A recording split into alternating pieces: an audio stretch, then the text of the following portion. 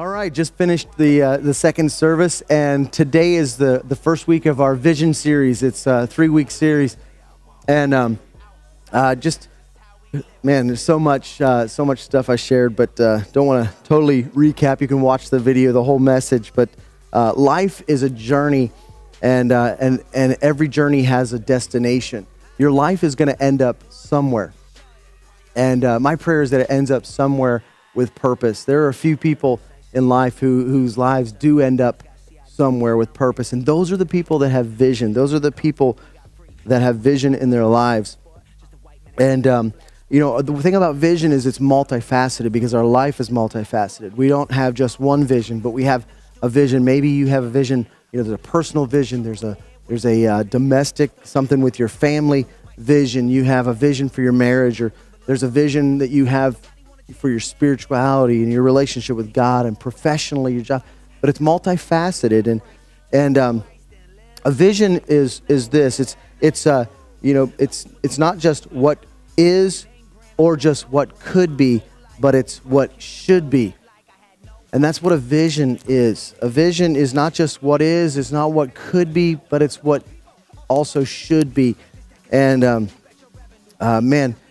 it's kind of like, vision it brings clarity to stuff. It brings clarity in our lives. It takes the mundane things of life and brings meaning to those things. It's kind of like filling bags full of sand. There's not a whole lot of excitement, and it's kind of a mundane thing.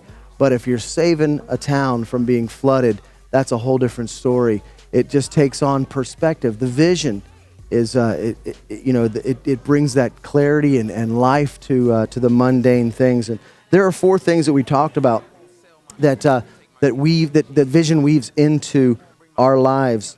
And one of those is passion. It brings passion. It brings emotion. Another thing that it weaves into our lives is motivation. Third is direction. And then fourthly is purpose. And those are the things that are woven into our lives because of vision.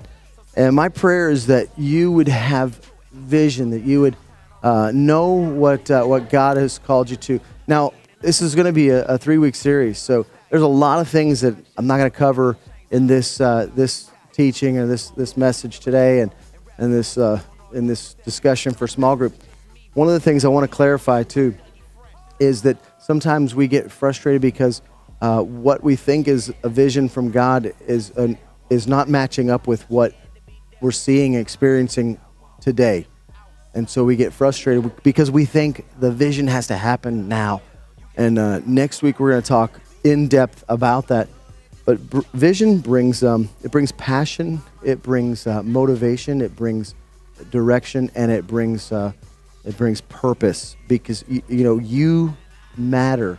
You are a part of the vision that God has for you.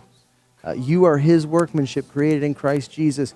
He envisioned your life, and He wants you to be a part of that vision. And so the question is, how can I be a part of that? How can I get involved and help me to know what you want me to do? So just a few questions. So first of all, just to recap, you have multiple visions for your life. Some are clearer than others.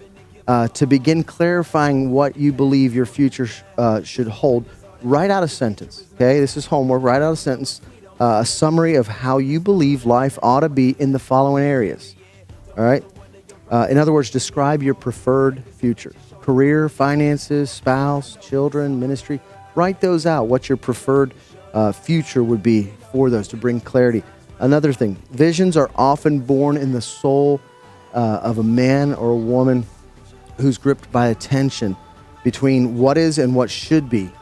The question is, are you gripped with a particular tension? You're trying to discern, is this just a dream or is it a vision? Are you gripped by a particular tension? If so, take a minute to describe your dilemma. Talk about it. What's bothering you?